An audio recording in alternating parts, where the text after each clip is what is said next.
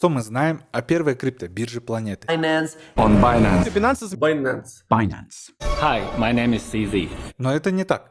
Binance был создан лишь в 2017 году. Это история о самой крупной биткоин-бирже планеты под названием MTGOX. На своем пике в 2013 году она хранила у себя 850 тысяч клиентских биткоинов. Это на сегодня 25 миллиардов долларов.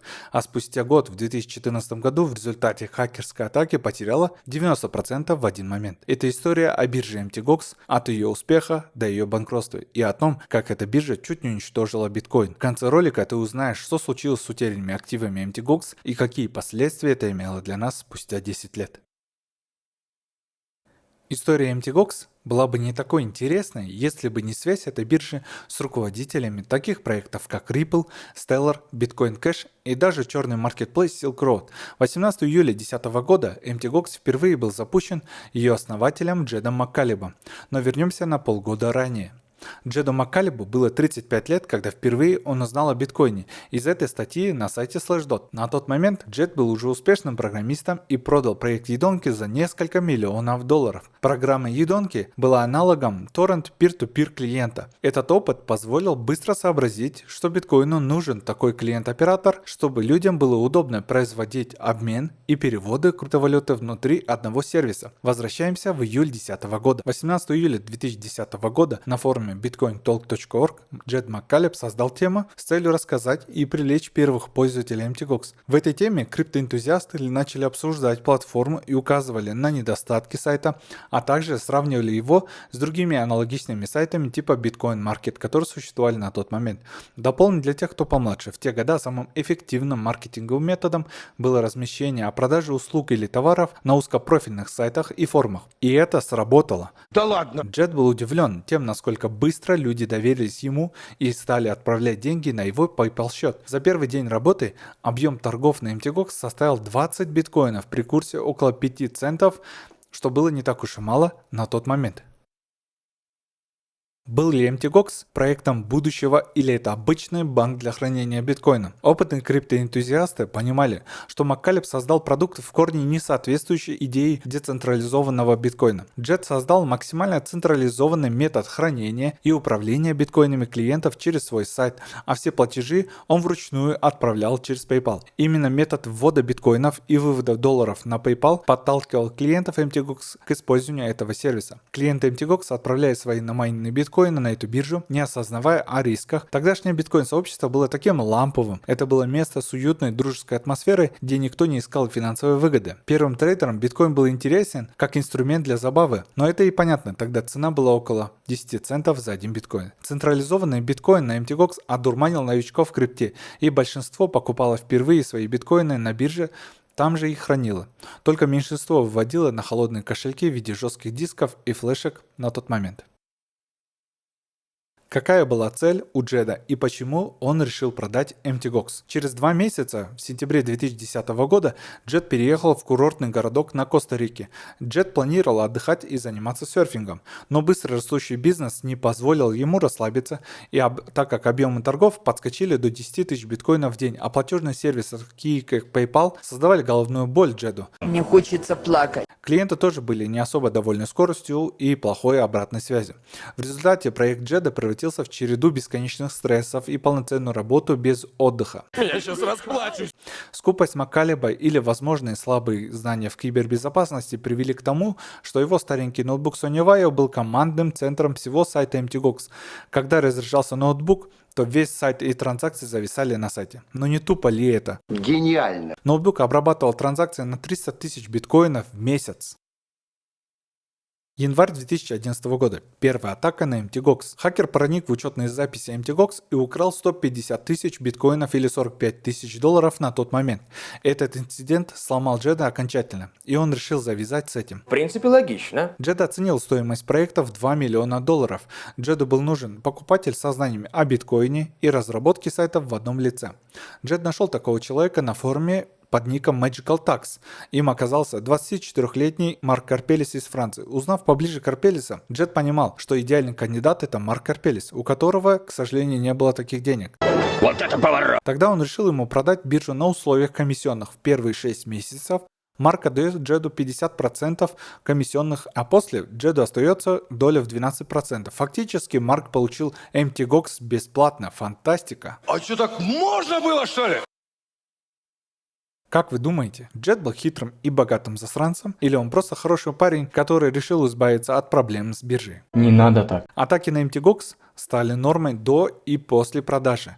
Марк не думал, что станет рабом своего бизнеса. Первая атака произошла сразу через пару недель после продажи. Хакер требовал $5000 с Марка за приостановку DOS-атак на сайт. Но Марк на эмоциях выложил на главную страницу сайта сообщение, в котором говорилось: «Мы не будем переговариваться с интернет-террористами». В течение нескольких дней он решил эту проблему, как мы узнаем далее, ненадолго.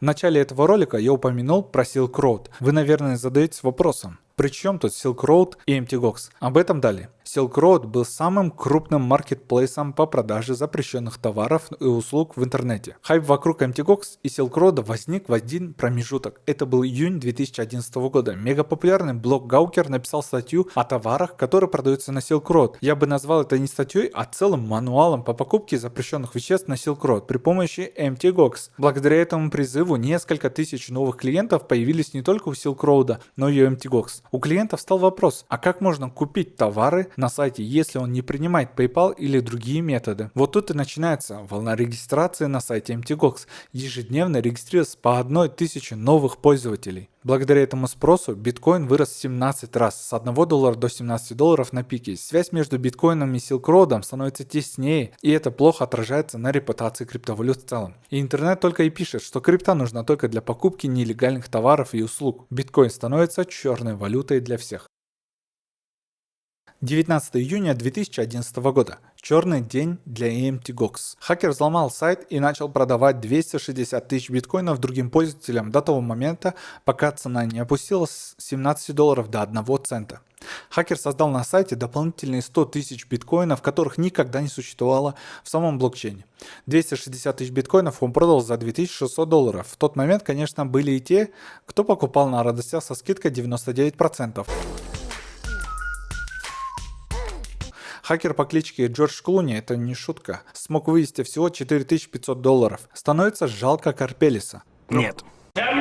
Он попал в водоворот неудач, в то время как Маккалеб получает свои проценты и работает над проектами Ripple и Stellar. История обретает иной окрас, когда в сеть попадает слив базы данных всего сайта Mt. Gox, а это 60 тысяч аккаунтов пользователей. На форумах бурно обсуждается ненадежность Mt. Gox, а некоторые теряют вовсе надежду в биткоин. Мелкие биржи типа Bitcoin и вовсе решили закрыться на некоторое время. Марк отключил сервера и отклонил все транзакции по покупке и продаже, которые были на тот момент. Люди были недовольны, люди были напуганы.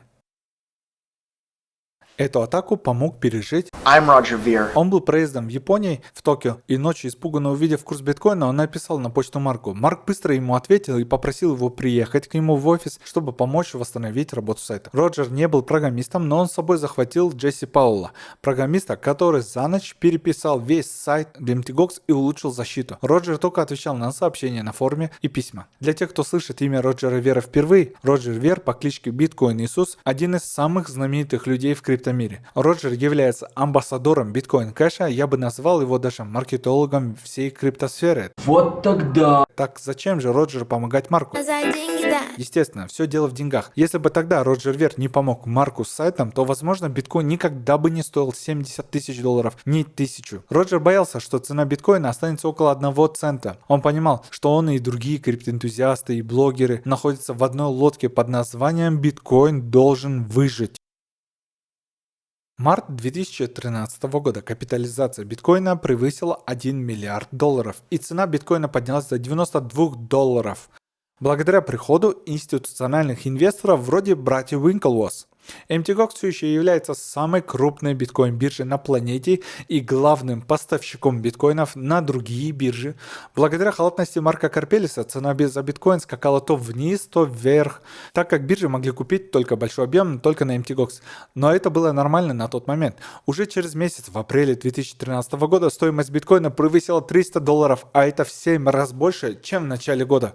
Рост был вызван большим спросом на биткоин и неполадками в работе биржи Mt. Gox из-за медленной пропускной способности.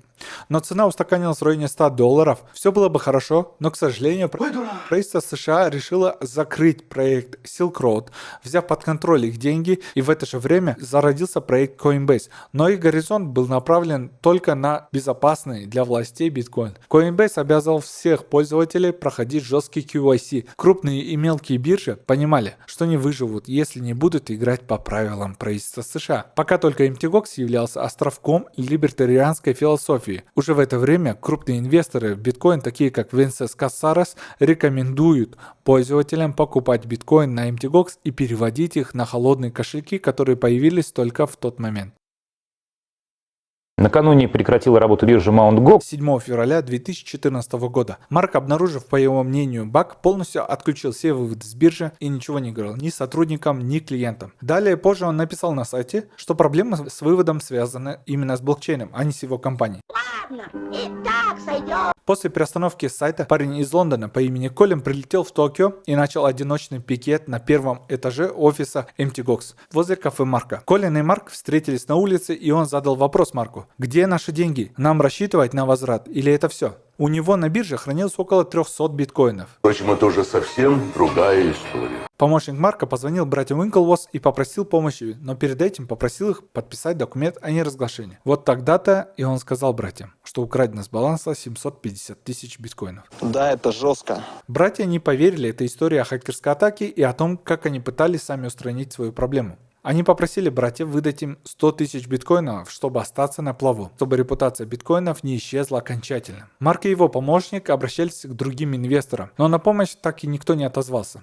Все они в один голос советовали Марку начать процедуру банкротства. Пользователь из Твиттера слил секретный антикризисный план, после этого началась настоящая паника на рынке. MTGOX закрылась, но у нее на счету остались 138 тысяч биткоина, 138 тысяч биткоин кэш. Средства клиентов, возможно, разблокируют в 2023 году или в 2024 году. Но это не точно. Возможные потери составят 77%, то есть на руках у клиентов останется 23%. Кстати, это не так уж и мало на сегодняшний момент. Всем пока!